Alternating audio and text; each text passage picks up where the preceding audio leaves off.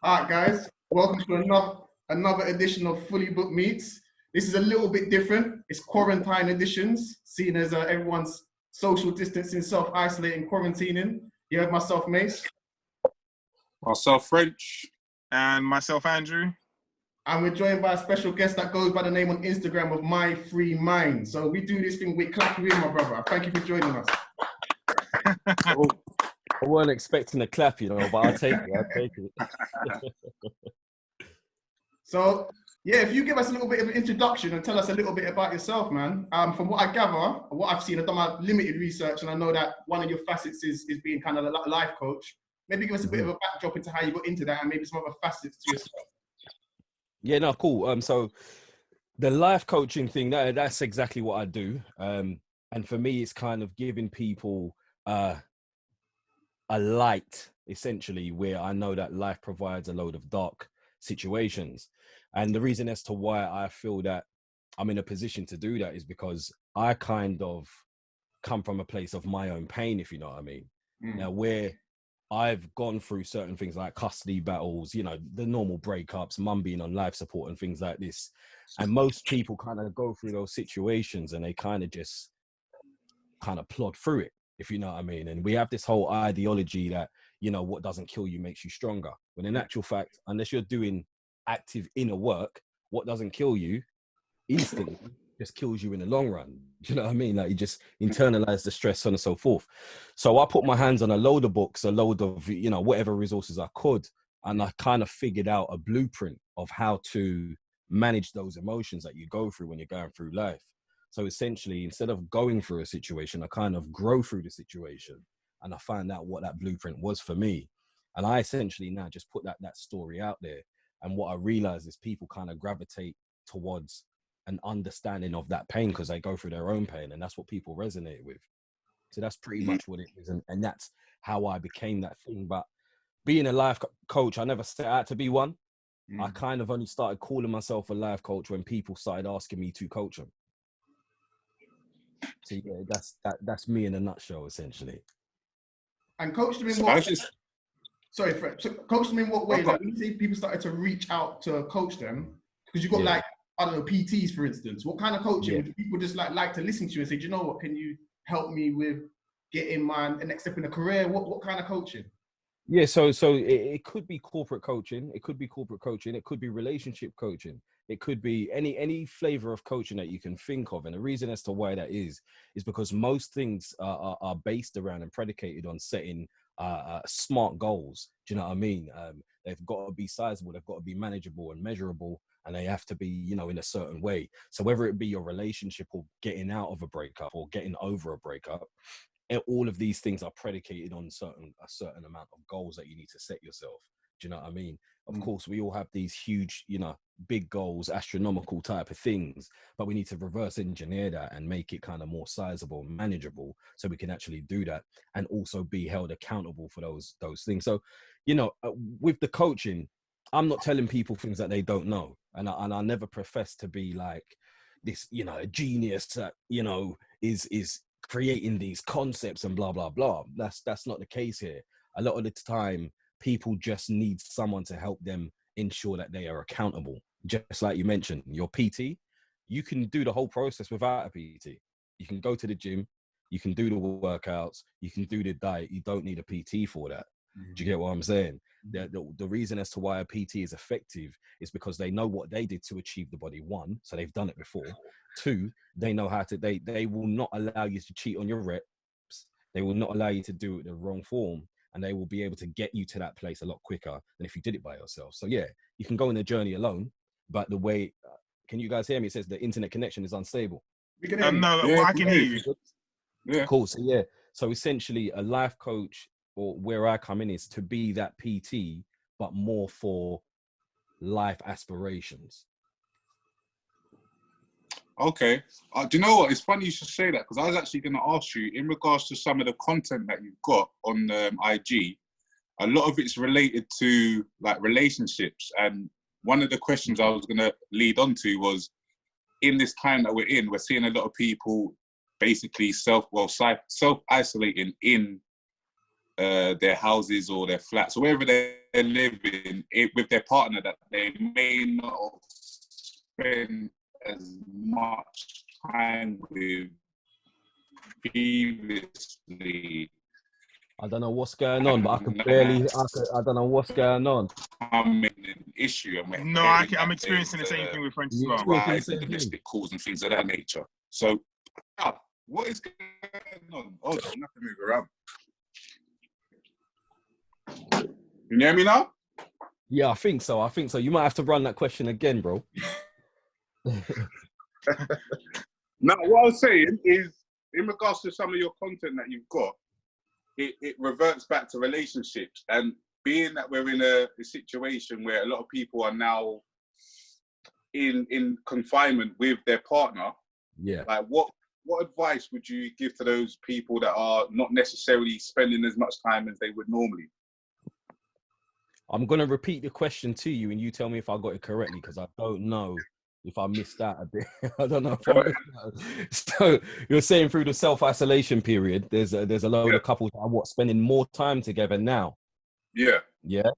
And what advice would I give in regards to what?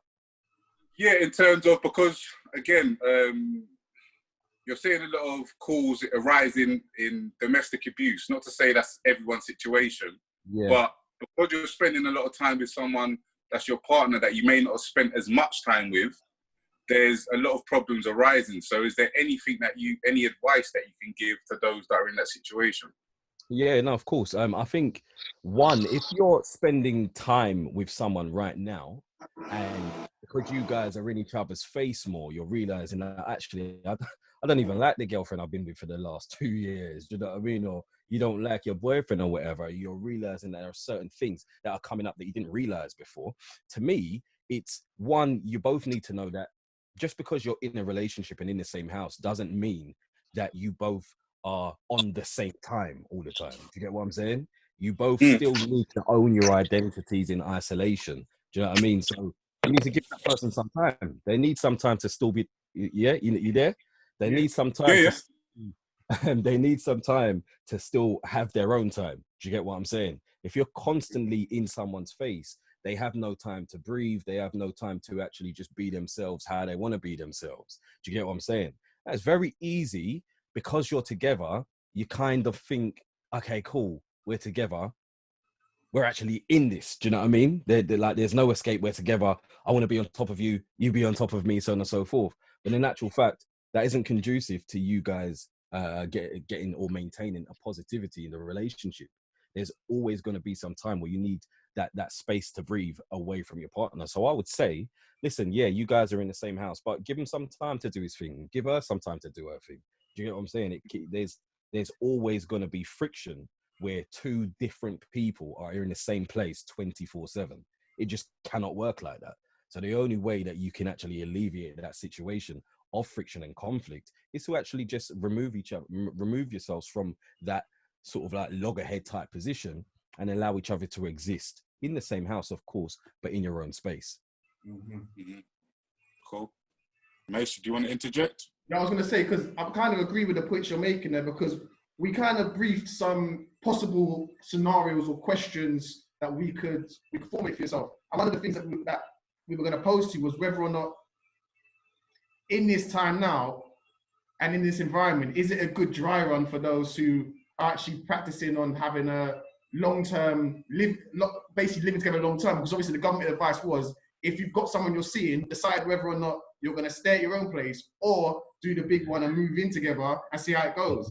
But based on what you said, I'm kind of guesstimating that actually this isn't practice for the real thing anyway, because you actually would never spend or see each other as much as we are right now. So having that lunchtime, it kind of depends, because if at a certain age, me personally, at a certain age, I'm 28. So if I'm at this point, and I'm a bit more mature, I think, if I'm dating, I'm not dating just to have frivolous, relationships and, we do something on this day and then I'll do something else with someone else on another day. If I'm dating to build an empire. Do you get what I'm saying? So I'm dating for the long term. So actually it could be a dry run, because the long term would be you guys being in the same house at some point, either raising kids or going to a business and so forth. So I think this is a great opportunity to actually realize that it's just like going on holiday together. Like, you guys could have been living this perfect relationship, and then you go on holiday for 2 weeks and you realize, oh my God, like, my boyfriend bites his toenails. I can't stand that. Do you know what I mean? Like, you didn't see that before. So it's definitely a great opportunity to realize whether you guys actually work when together all that time. Again, you should always still be giving each other your space and all of these things. But for the most part, it definitely could be a dry run, because now yeah, we've been forced into these circumstances. It's true. But at the end of the day, in the long run, if we got to this point where we were to buy a house together, you know what I mean, we were to stay together, it will be the same circumstances. We'll be together all the time. So if it doesn't work now, it probably wouldn't work then. Do you think that people actually understand, I mean, the concept that you raised, that as to people actually needing their own space? So, I mean, you may be forced into a situation where during this period of time, you have to stay together in the same house, but even within the same house, you actually probably need an hour or two, like, on your own, whether it's reading, watching something on YouTube, or even otherwise, but you need your own space to kind of like collect your own thoughts. Do you think people actually understand that? I don't want to say in the real world, but when things were quote unquote normal 3-4 weeks ago. I think people are aware. It's like everyone knows that the saying that no one's perfect, but when it comes to being accountable for the things that are not perfect about you, everyone wants to deflect. Do you get what I'm saying? So yeah, we say no one's perfect, but when it comes to it, what improvements are you making in regards to your imperfections? No one really wants to. Do you get what I'm saying? So the whole ideology of having your own space and stuff like that, I think people know it to say it. Like, oh yeah, you just need your own space. But when it comes down to it, I think that the undercurrent theme of most relationships is possession. Do you get what I'm saying? And it's this obsession thing. So, you get somebody and you're kind of like, all right, well, this is my person now. And it's kind of like, I will, and it's all subconscious. It's kind of like, I love you as long as you can deliver something to me, whether that be the constant validation or the emotional stability that maybe I don't possess myself. So when we're in a situation like this quarantine lockdown, I think everyone knows, oh yeah, you need your own space. But I think at the same time, sometimes we may override what we know with what we subconsciously want, which is to be wanted and adored and connected to someone. And we don't really know how to manage that. And I think that exists whether we're in quarantine or not. That's a very good point. We don't know how to manage that. I like that. I was just thinking, actually, because I was smiling and laughing as to what I said and what you were saying in response, because in my household, like, the way I kind of operate sometimes is I'll get into my room and I'll lock that room. And it's not a case of not loving my family, but it's like, I love you guys, but from in here, and yeah. You know what I mean? I love family time and I like having conversations and stuff like that, but it can become overwhelming with some of the conversations that we have, because sometimes they can spill over. But sometimes you got to be selfish to be selfless, innit? So you have to take the time for yourself. And that's something I say all the time. That's something I say all the time, bro. There was a saying that I had come across, and they say, I think it was my sister. I don't know where she got it from, but she said, you can't pour from an empty cup. Do you get what I'm saying? Yeah. So if you're constantly giving and constantly with someone, you're subconsciously giving a load of your energy, a load of your effort, a load of your attention to things that are outside of yourself.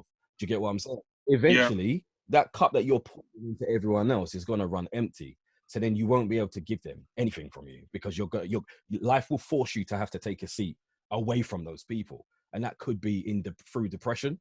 It could be through, stress, where you're going to have to go and sit down and take some time. So prior to getting to that point, it is about being selfish to be selfless. Take some time for yourself. Put yourself first in some regards. Do you get what I'm saying? So then you can actually rejuvenate and come back and actually, emotionally support these people, emotionally be around these people. But sometimes you need to take that time for yourself. It's a necessity. Mm-hmm. Is there anything that you're doing personally at the moment to keep yourself, mentally stimulated during this lockdown that we're in? Yeah, so I meditate twice a day, but that's been a long time practice of mine. You know what I mean? I think it's very important to sort of like, again, give yourself that time for your brain to just kind of be at ease and exist, you know, within itself without any external stimulus kind of throwing it off course or whatever. And also just give your brain some time to see where your thoughts run to. Do you get what I'm saying? So you then kind of know what you need to deal with on a conscious level. That's one thing. I also enjoy, I think it's about having a healthy equilibrium. I enjoy having the conversations with my family as well. Do you get what I'm saying? Yeah. So again, it comes back to knowing how to manage that time and knowing when to switch on and switch off. Do you get what I'm saying? I think our problem isn't that our problem is that we don't know how to manage that. Do you get what I'm saying? So for me, I know when I need to take some time for myself, and that actually helps me remain stimulated through this whole thing. Do you get what I'm saying? But at the same time, reading books, watching YouTube, things like this as well. Do you know what I mean? It keeps the brain ticking over. So, you know, you guys are asking me questions that I'm not necessarily asked on a day-to-day. Do you get what I'm saying? So again, it's another thing that makes you think, oh, well, actually, what is my view on that? Or what is, you know, how do I think about that? How do I feel about that? So just things like that. Do you know what I mean? I realize that life itself, we overcomplicate. Do you get what I'm saying? In actual fact, it's really just meant to be a simple thing. Do you get what I mean? There are, you breathe, right? And the complex mechanism behind breathing, if we were constantly thinking about that, we probably would forget to take the breath. When in actual fact, all you need to do to breathe is you just breathe. And that's how simple it is. Do you get what I'm saying? You don't think about the back end of that and the you know, the behind the scenes of that, like, why did God or the universe make it this way? You just kind of breathe. And breathing is the most important thing that you could do because it keeps you alive. And we don't overcomplicate that. So why is it that we tend to overcomplicate other things? And I just think it's meant to be simple. So if you can find respite in very simple things, whether it be playing the keyboard or, like I'm saying, you know, watching your favorite YouTube or whatever, that can help you right now. Just very quickly, I mean, me and French sometimes have a laugh as to what meditating involves, because he's a meditating man and a Zen man himself. So like, can you maybe expound what meditating is like for you? And then maybe, I don't know, maybe French might do the same thing as well. Yeah, no, and also meditation. How do you get into it? How do you get into meditation? How do I get involved in meditation? Yeah. Okay, cool. So the first question was, what is meditation like for me?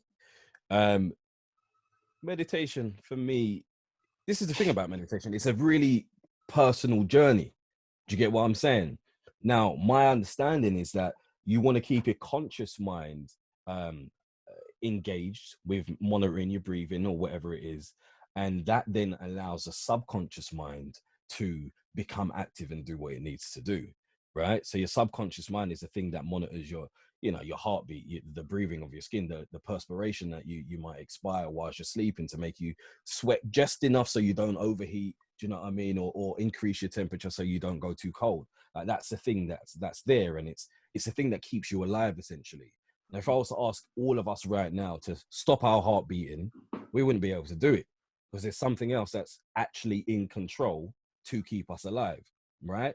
And when you're meditating, you're tapping into that energy. At least that's the goal. I think what's most important is there's a notification that's come up. It says remain in meeting time. Okay, it says about 10 minutes. Is that normal? Yes, normal. We're hoping it should be fine. Yeah, it'll run over. Yeah, so it's about that subconscious energy that you're tapping into. Do you get what I'm saying? And there's a whole load of healing aspects that come through that. So for me, it isn't meant to be this overcomplicated process. It's literally allowing the brain to do what it was made to do. And I don't think that you should go into meditation with a viewpoint of, you know, you hear a load of these gurus and stuff like that say, you empty your mind.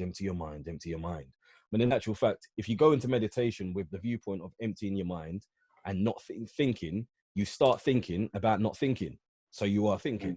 Do you get what I'm saying? So it's more about, all right, cool, let me just focus on my breathing. So now my conscious mind is engaged with that.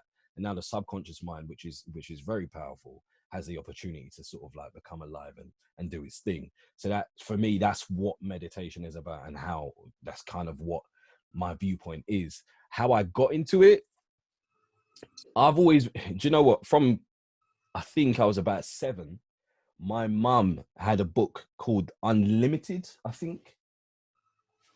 Trying to see if I have it in it. Unlimited by Tony Robbins, right? And I think he mentioned the third eye or something in the book. And from young, I was like, yeah, my third eye.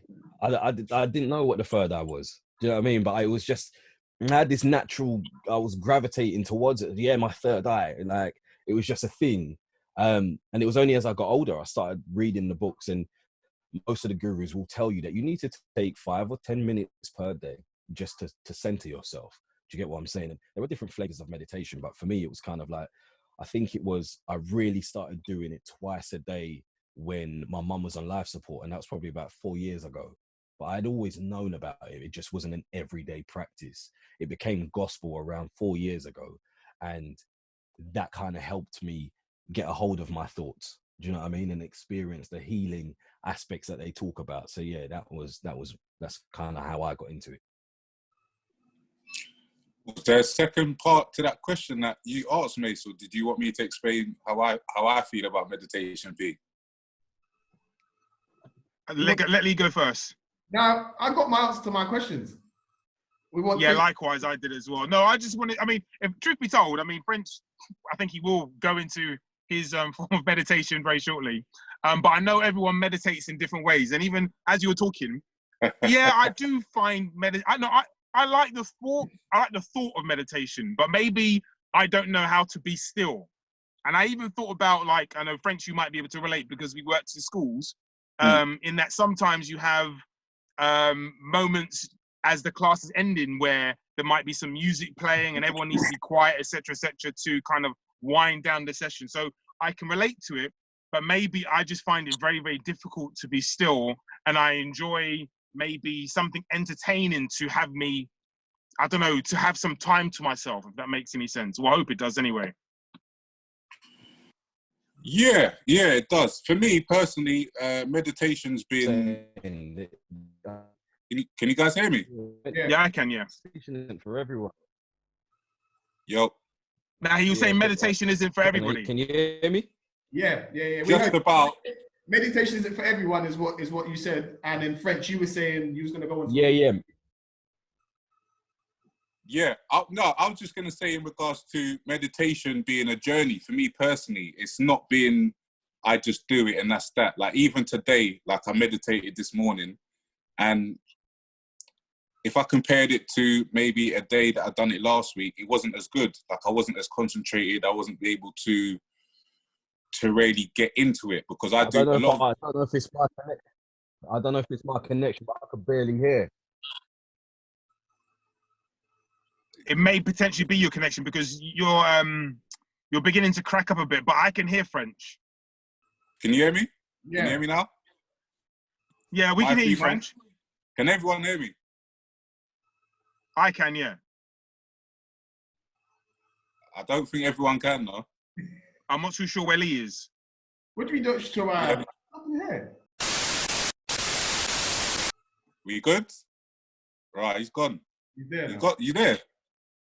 I'm back. It all just disappeared. Okay, cool. All right, do you know what? Yeah, in regards to my experience with Yeah, we can. What's going on? Is everyone there? Can hear everyone? This is wildly delayed. It's wildly delayed.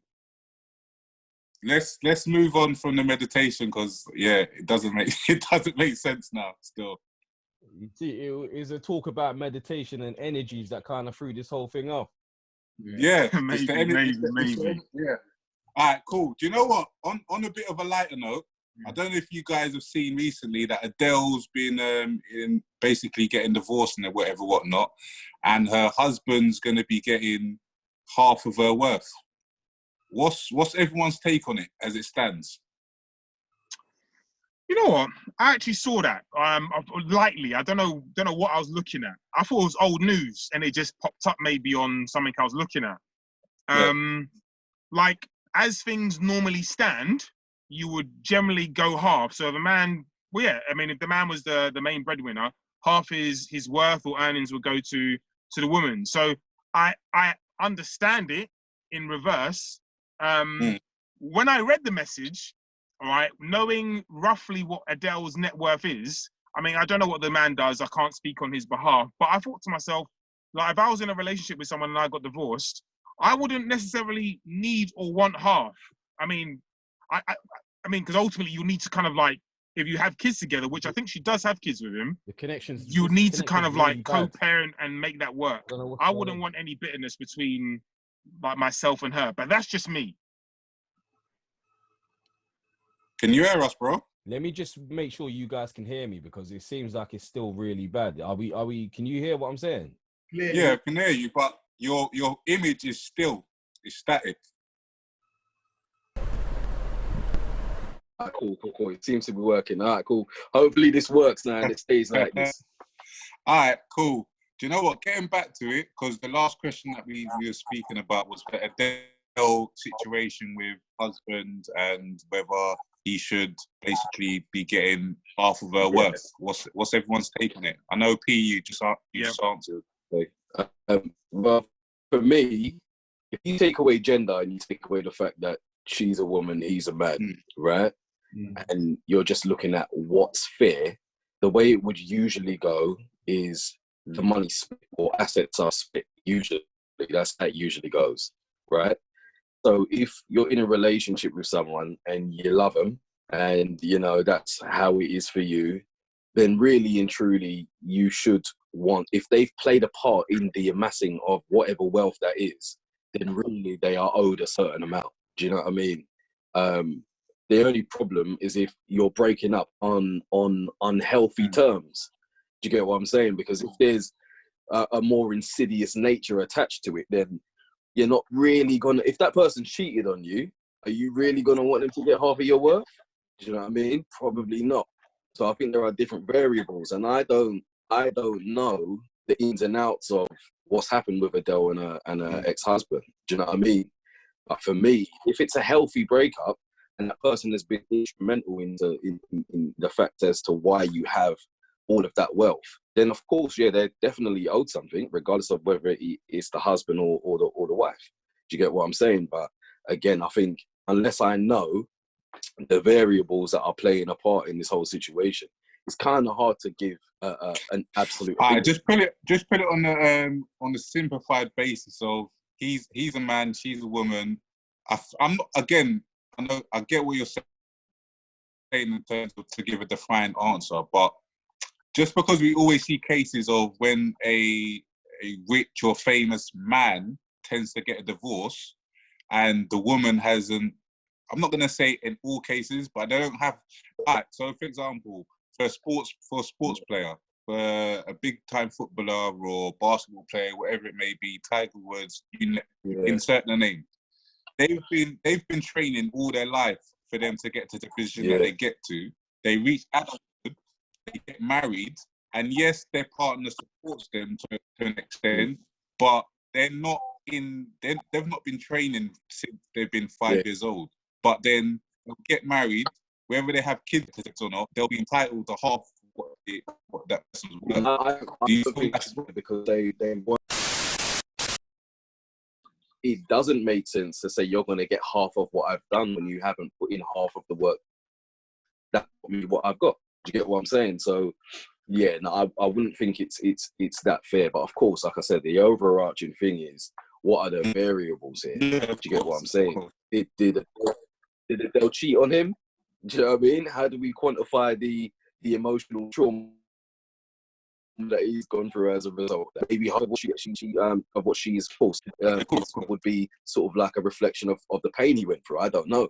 Do you get what I'm saying? So it's hard to say, but yeah, as a general, I don't think if the person hasn't put in all of the work that enabled you to get all of what you've got, then they shouldn't have access to half of it. They haven't done half the work. What about you, mate? What's your thoughts on it? I feel like we're all old enough and wise enough now to know that when you sign up for marriage, you know what you're signing up for. Like, and even from when I was a teenager and we was in school, you kind of sometimes joke around with your friends and say, "Nah, man ain't getting married because, what, married and then he takes half of a man's splits." Like, you kind of know that, innit? That's one of the things. And I just feel like she knew what she was signing up for. This is the thing. Sometimes love can blind logic a little bit. And sometimes, 100%. And sometimes people don't think logically. That's why you get these big movie stars, superstars, people worth millions and billions who will make their woman, they might love them to the earth and back, but they'll make them sign that prenuptial, because guess what? You've always got to account for what if things don't quite work out how they're supposed to, or how you want them to. Do you get what I'm saying? Yeah, I agree. I agree 100%. I've always kind of thought to myself, you know what? There is this argument now that sort of like marriage is almost like a strategic plan for some women, not all, but a small percentage of women. Do you get what I'm saying? You get married to a rich guy, that's a business plan for you. You get what I'm saying? Because, you know, at some point, you know, when you look at it, most relationships do not last. Yeah. That's just, most marriages end in divorce. Do you know what I mean? So, you know, for someone who's looking for a step up, you know, it would make sense to marry someone that's got more than what you have, because you know at the end of that you're going to be nicely looked after. So where it's a thing, it can now act as a deterrent for genuine men who actually want to get married. Do you know what I mean? They really just want to get married. But now, because it's like there's this whole thing of a load of girls entertaining guys just to go and get free food. Do you get what I'm saying? Because we've got to pay for the date. So now I know a group of guys that are kind of like, all right, well, you know, I ain't paying. There's no way. I ain't paying. And you're not wrong, mate. I ain't paying. Hey, my free mind, my brother. You know what I mean? No, I ain't paying. Listen, it's you. You're treating me. Nah, you got to play. Like, you got to pay for the meal and the drinks and my Uber to get home. Hey, P, you want to interject? You want to interject there, P? I know you got a story. No, you know what I was going to say? Oh, God. You know what? I was going to let him go. I was like, yes, he knows what I'm talking about. You know what? It's just a case of, I mean, keeping it short. I think I haven't been burnt, but I mean, I've experienced things where I've had to look at the girl and think to myself, actually, like, this girl had zero intention of like reaching for a pocket, and in some cases, like, I was more than happy to pay, but like when I actually can see that on your face, written on your face, then I kind of feel away, if I'm honest. And then obviously from experience, you make decisions as to, I'm not going to do that again, or I'm not going to be on Bumble as much as I am. You know what I mean? I can't be taking, like, I can't be going out every other day, or, you know what I mean, just taking people out. And in so you kind of like act accordingly, where actually I'm not going to go somewhere where it's that expensive. Or, you know what, I'm quite comfortable paying for a coffee. You know what I mean? I think, 100%. I think it's kind of like, I think naturally as men, we kind of have this, oh yeah, I want to provide. I'm going to show that I'm the provider thing. That's the initial natural thing. But where you become aware of the fact that, you can't ignore that some women are actually operating that way. Now, it's probably not most of them. Do you get what I'm saying? But where it is an eventuality that can actually happen. It's kind of like, all right, cool. Well, no, I want to see that she actually wants to invest in me emotionally and all of that before I start parting with money. Now, me personally, I don't think that there should really be a correlation between monetary value and love. Do you get what I'm saying? However, in society, a man's value is definitely measured by how much money he brings to the table. Do you get what I'm saying? Which is a wrong ideology, because we offer much more. But when it comes to sort of like the dating thing, I definitely feel that, there are a group of women who kind of operate more of, all right, let me see how he's going to, what's he going to buy me? You know what I mean? And I've been out with women who have done that. Do you get what I'm saying? And again, I would always pay. Do you know what I mean? Like, cool, like, what do you want to drink? You want to drink something? Or blah, blah, blah. Now, for me, it would just be nice if she turned around and said, no, I got it. More time, I'd probably say, no, don't worry, like, don't be silly. You know what I mean? But it's if she isn't offering that whatsoever, every single time you go out, it's kind of like, all right, so are you meeting up for me because you're hungry and you're thirsty and you want to drink? Or, you know what I mean? Like, are you actually meeting up with me because you're meeting up with me and you want to have deep intellectual conversations. You know what I mean? Because if it's that, cool, of course I'll pay. No, I'll look after you. You know what I mean? It's not a problem. So I think, yeah, it's that's kind of my view on it. Cool. I wanted to take the conversation on the slight U-turn because it was probably my initial question that I wanted to ask you, and it's probably one of the reasons why I've asked you on the podcast in the first place. One of your last posts, I can't say it's your last post, but I know one of your last posts, it involved two teams one was in black and one was in white. And that's something that came up in our last season of the book that we read, which was called Thinking Fast and Slow by Daniel Kahneman. Kahneman, yeah. That's the exact book that we are referring to. So we done that on our last season. Yeah. And we saw the video play out. I saw the video play out on your IG account. How did you? I was going to ask you, how did you become aware of it? But clearly, you've got the book. So, well, I'll tell you something funny. I have not read that book. Okay. Yeah, I've got loads of books here. As you can see, I've got loads of books here, right?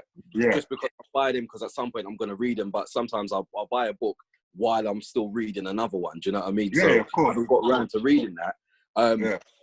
The whole thing for me, that I go corporately and do talks and presentations, right? And I have a talk called The Power of Focus and Perception. And what I realize is whatever your perception is and focus is what becomes reality to you. It doesn't mean that there isn't anything else outside of that. Do you get what I'm saying? And through life, you develop your perception. And there's all of these psychological biases, just like, you know, buying a new car. If you buy a new car and the color of it's red, you start seeing that car everywhere as soon as you bought it. Now, it doesn't mean that car wasn't there before. It just means that your perception and focus was on other things. Do you get what I'm saying? So it always existed. So I started looking into this whole thing because, like I said, when my mum was on life support, my perception and focus was on the current circumstances. And that was that, you know, things were just negative. Do you get what I'm saying? When my mum was on life support, I lost the relationship I was in and I lost the job that I had. This is all at the same time. Do you get what I'm saying? So for me, my perception was just that, well, if there is a God, he doesn't like me. Do you get what I'm saying? That was just my perception. So I started to think, wait, hold on. If I change, because my perception is fueling my focus, because through your perception, you start focusing in on things predicated on that perception. So if it's a negative perception, you start focusing on the negative. A negative is always going to be there, but it doesn't mean that there's not a positive reality that you're just not focusing on. So I thought to myself, hold on, because of what's going on, circumstances, I'm tending to look at life from those goggles. Do you get what I'm saying? So if I apply for a job, I'm applying from a place of desperation, and I'm also applying from a place of I'm probably not going to get it anyway, because look at what my life looks like right now. Do you get what I'm saying? So the focus was just on the negative. And if I didn't get the job, I'd focus on the fact that I didn't get it, not the fact that actually maybe the building that job would have been in may have collapsed. Do you get what I'm saying? Like, I don't know. Maybe it was a positive. Do you get what I'm saying? So I started to realize, hold on, your perception plays a huge part. So if you've got, you know, there's this picture where you've got a guy on one side and another guy on the other side, and they've got the number 6. Now, from opposite ends, they're arguing that it's a 6, and the other guy's saying, well, it's a 9. But in actual fact, none of them are wrong. You know what I mean? It just depends on how you look at it. So if we're going to say that in this instance, the 6 is wrong, yeah, all you need to do is change your perception to see it the right way. And that's kind of where that came from. And it all came from that aspect of pain. And I started to say to myself, listen, if I stop looking at the negative and I start tuning into the frequency of the positive, then essentially I will start seeing what's already there. And I'll start realizing the opportunity. I'll start realizing the resources I have. And using that one thing is how I kind of came out from that dark, it's a terrible place. But again, my story isn't unique. Loads of people go through worse things. Do you get what I'm saying? And it was through that. And I'd seen the awareness test, you know, ages ago, like years before my mum was on life support. It was only when I kind of realized, wait, hold on, we do have this tendency to ignore things that are right in front of us based on our perception and based on what we're focusing on. So I thought, what's the best way that I can actually, you know, display that so people know, oh shit, it isn't that, you know, the light doesn't exist in my life. It's just that my eyes are so used to being in the dark. Do you get what I'm saying? And another thing is, even when you come out of, you know, when you go to sleep and you've been in the darkness for a while, when you see the light, initially, it hurts. It hurts your eyes and you shy away from it, even though it is the light. Do you get what I'm saying? So there's always this transitional period that we go through. And it was kind of like me realizing, oh shit, like this is circumstances I can't control, but I can definitely control how I view it and how I internalize them. Do you get what I'm saying? So it was through that, it was through pain that I kind of had this ideology, and that's what kind of changed my life, to be fair. No, I like that, man. That's cool stuff. Yeah. Can I ask a question? You said that just before this kind of this whole self-isolation, social distancing, quarantining kicked in, you were actually out in Dubai for 4 months. Is that work-related leisure? Was you planning a life out there, basically? Yeah, essentially, it was just kind of going out there too. I think the change of scenery is really positive, and you don't realize that until you actually change your scenery, right?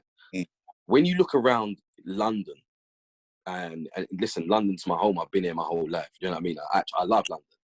But when you look around, just being around the same people, being around the same routines, being around this whole cycle that essentially just makes up your life.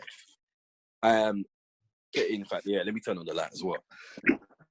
Yeah, so being around that, it just becomes really routine. So you don't have this opportunity for your brain to trigger new messages because you're doing pretty much the same thing every single day. Do you get what I'm saying? So for me, it was kind of like, all right, let me go out and experience something different to what I had always been used to. And it forced me to, one, grow as a person, because there was no one I could depend on out there. I was out there by myself. I literally said I was going on the 14th, on the 1st of December. I landed on the 14th of December. Do you get what I'm saying? So it was a decision that I made like that. I got out there. I didn't know anyone. I had a hotel for the week. And after that, I found somewhere to stay. Do you get what I'm saying? So it was literally just being dropped in a brand new place where you don't know anyone.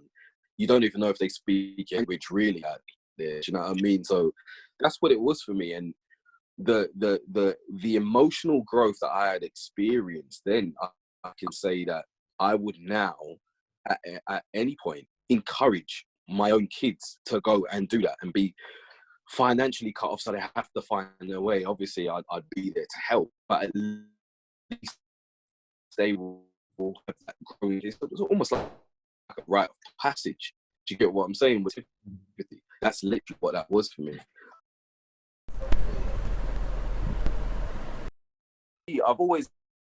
I think it depends on your mindset to certain things, right?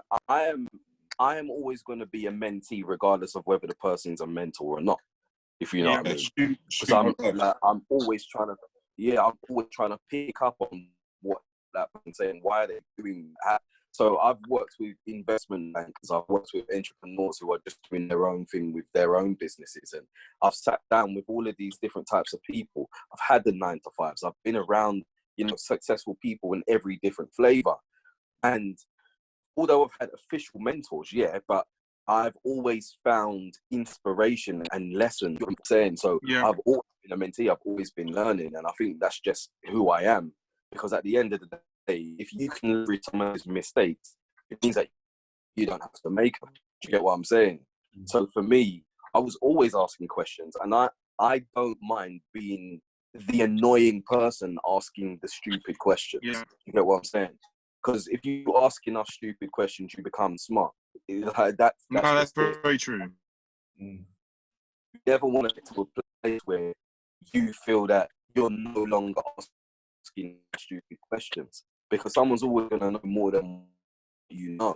Do you get what I'm saying? So I always even speaking to you guys, it's a different experience for me. So I've learned something else. Do you know what I mean? So that, a group of people can come together and do this. Do you know what I'm saying? That's a new experience for me. I've learned something from this. So I have official mentors and stuff like that. An investment banker was one of my mentors. It was good to just follow. I literally just shadowed him for a year. Do you get what I'm saying? And he was 30. He turned over, I think it was over 2 million for his 30th birthday. You know what I'm saying? So that you have a certain type of personality that enables you to experience that type of growth in the business world that you can apply to everything else. So that was one of my mentors. And yeah, I've had official mentors, but I'm always an unofficial mentor. There's going to be a lot of people, I think, at this moment in time who kind of have goals. And the reason why I say kind of, because some people are going to be, I hope not, but it's the nature of the beast. There's going to be some people who are going to be a bit worried with where they are at this moment in time. And there's going to be some people who are going to have the perception and the outlook to be positive and have outcomes for when we actually get out of this period of time.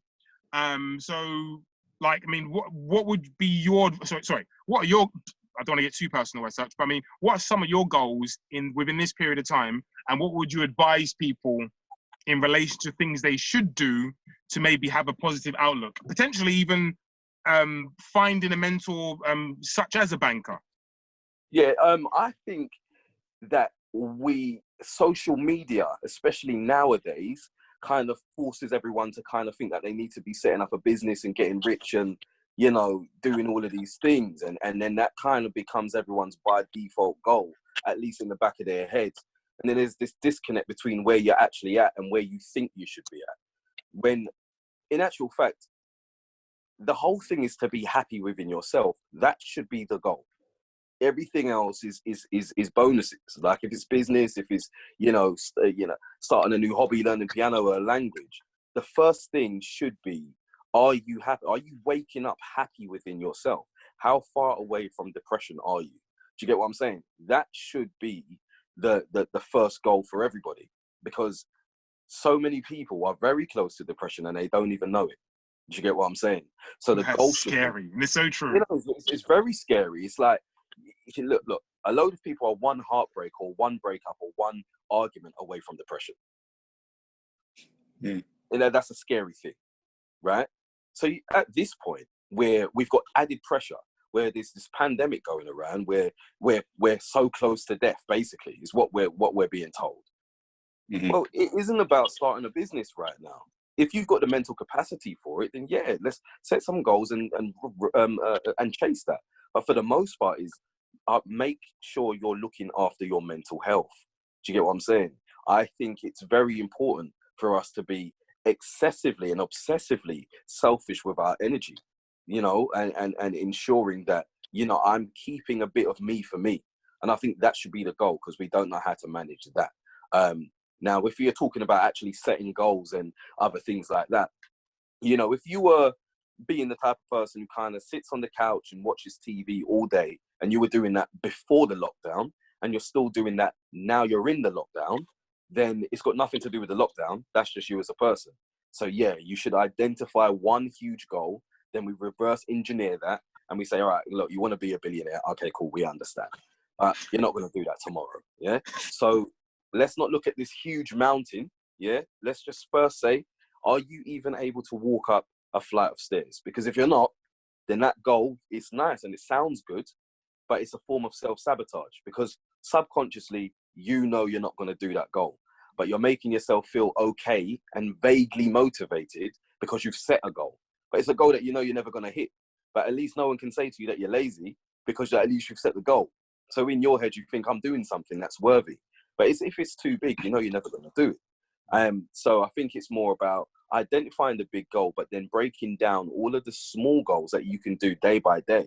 We're not asking for, excessive work every single day. It's more about smart work every single day that you can manage. And if you look at building a wall, a brick individually is very, very, very small, right?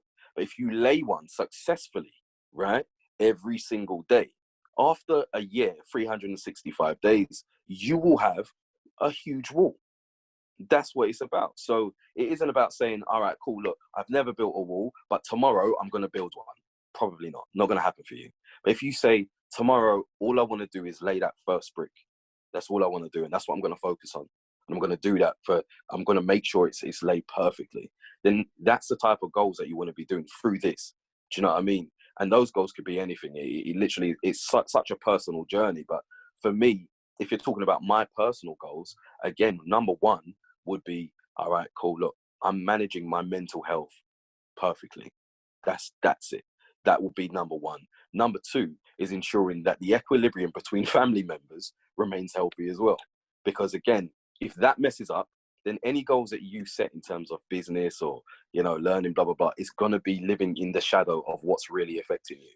And your household relationships can really take a toll. So making sure that that's also in order. But then personal goals in terms of business and things like that. For me right now, I'm in this growing stage where I have a message. I receive multiple messages per day talking about how what I've put on social media is changing people's lives. And to me, I didn't know that it was even that big of a deal. Do you know what I mean? I just thought, yeah, I'm just putting it out. Do you know what I mean? I'm just putting it out. You know, this is my story. I'm just putting, but it's actually making a difference to people. And for me right now, the only goal is growth. Do you get what I'm saying? At some point, of course, the desire will be to monetize that. But it is about growth. It is about changing people's lives. It is about helping someone see something differently to how they saw it before. And I always say, if I can affect someone positively, at least one person with every video I do, then I'm doing my job, and that's my goal now. Cool, I like that, man. I like that. Look, I mean, we're not going to keep it for too much longer, but there's a couple of questions that we'll probably ask you. Then we'll get into a quick game about books. Then we'll wrap it up from there.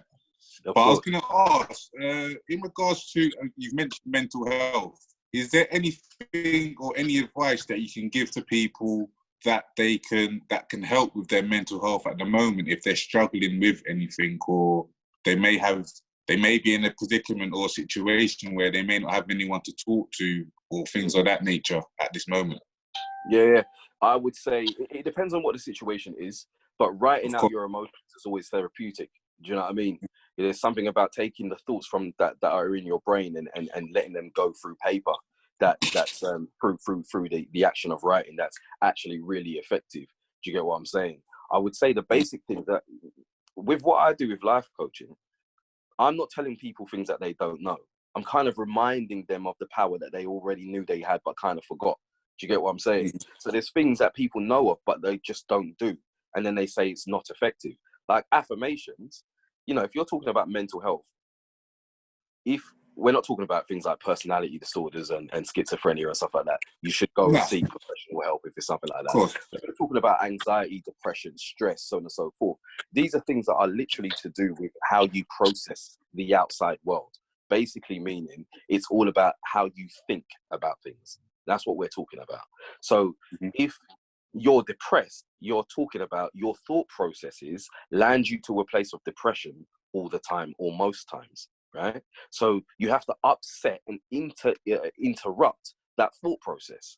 And that's literally how you deal with that depression. I've had depression before when my mum was on life support, when I was going through, you feel it. Do you know what I mean? It's there. Everyone will feel some sort of depression in some capacity at some point. Now, the way you start dealing with that is becoming aware of your thoughts. Now, I became aware of a concept with the law of attraction. And it's meant to be a gratitude exercise where you take an item of sentimental value to yourself and you hold it with you in your pocket or something like that.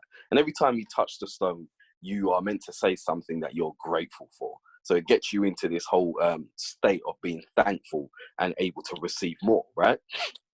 But with mental health, again, touching on thought processes, if you have that item in your pocket or your bag or whatever it is, and every time you touch it, you just simply ask yourself, where is my head at right now? What are my thoughts?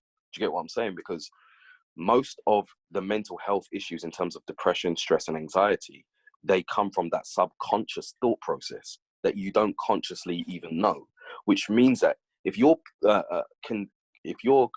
experiencing 70,000 thoughts per day that you're not aware of, and most of them are negative, then actually if you interrupt that thought process with the stone and ask yourself, it kind of interrupts it and stops you thinking in a certain way, right?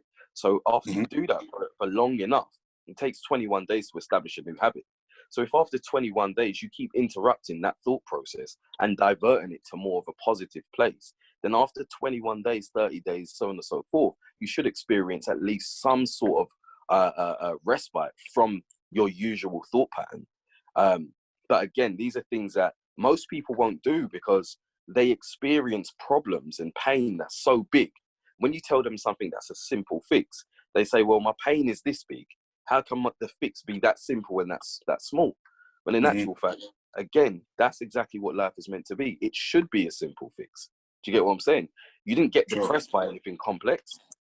You're not feeling that anxiety by anything complex, just because you've experienced some things. That's it. So if you can think your way into a place of negativity, well, how do you get yourself out of that? You think your way out of it. Do you get what I'm saying? And that's literally it. And obviously there are circumstances that land you into these places. But again, I've stopped labeling things. And this is another thing that I'd say.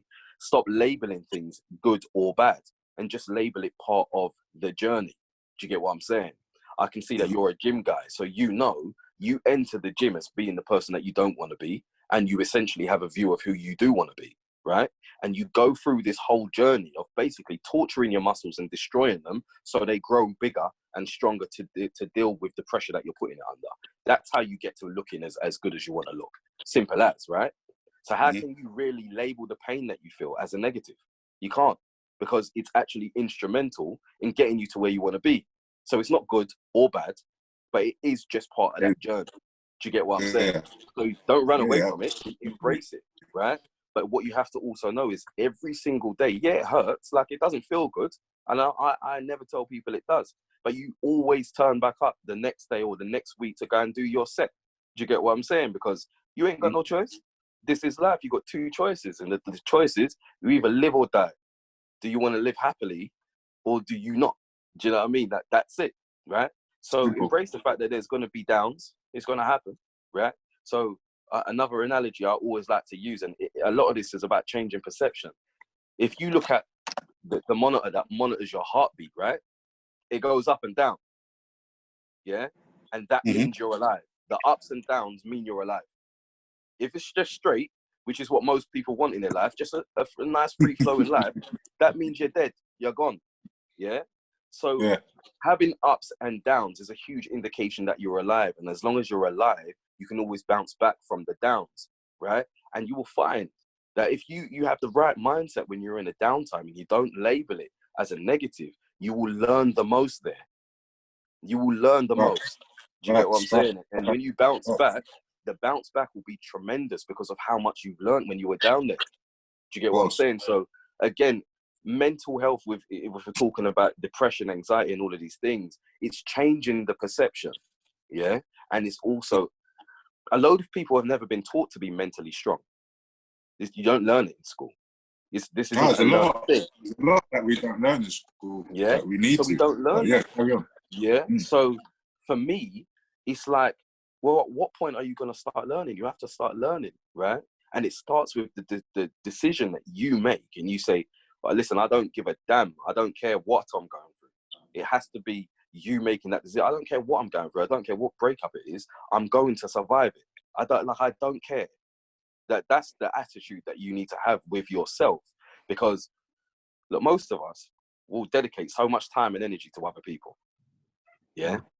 We're giving everyone everything that they want, financially, emotionally. We're doing it. We're givers. We're giving it, right?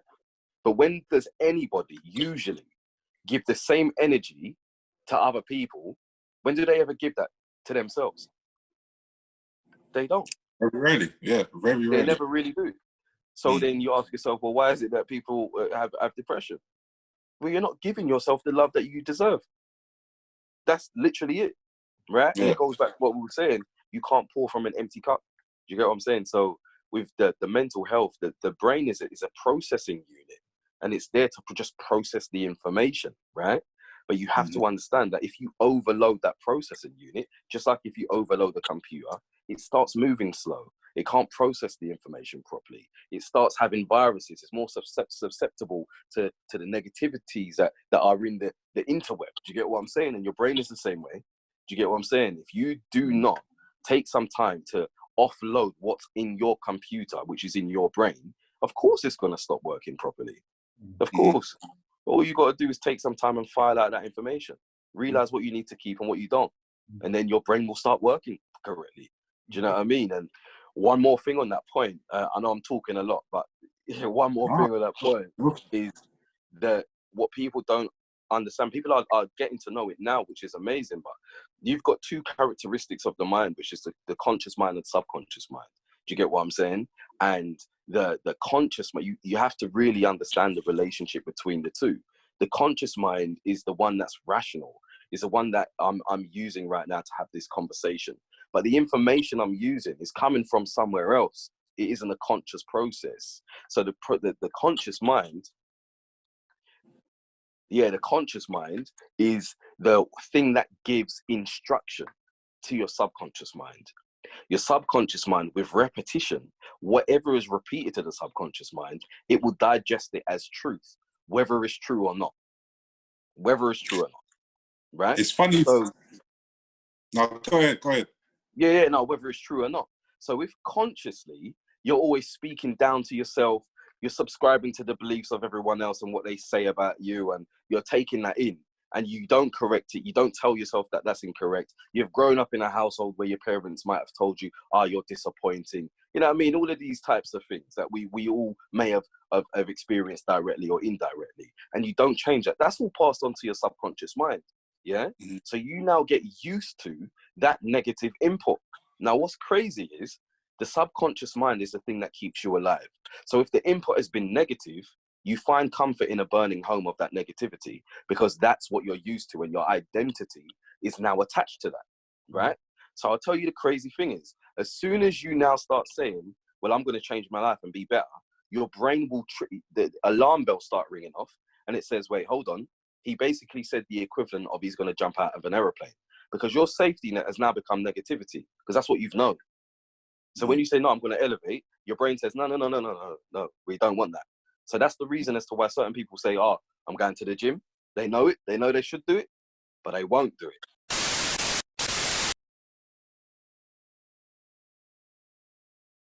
Man, it's an important thing, because them type of people are the people that need it most. Do you get what I'm saying? Exactly. Like, they need it most, and we don't.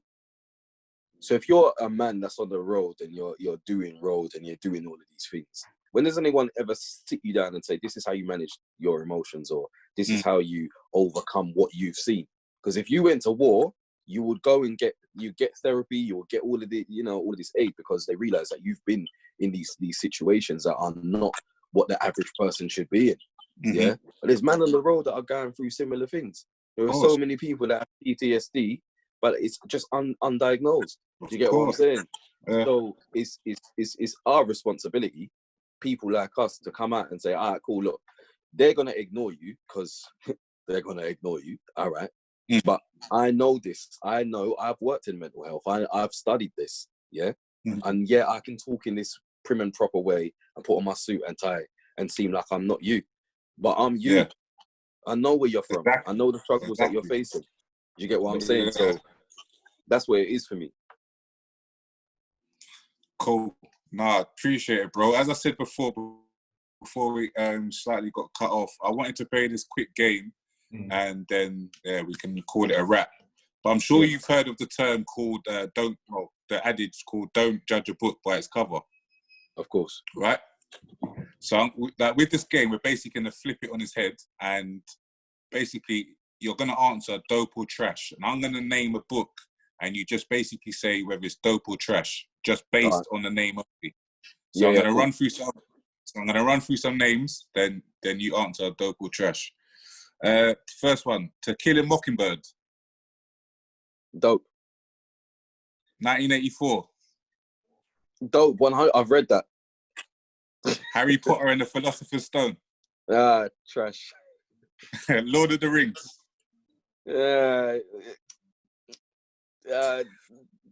Dope. You say that's trash. That's trash.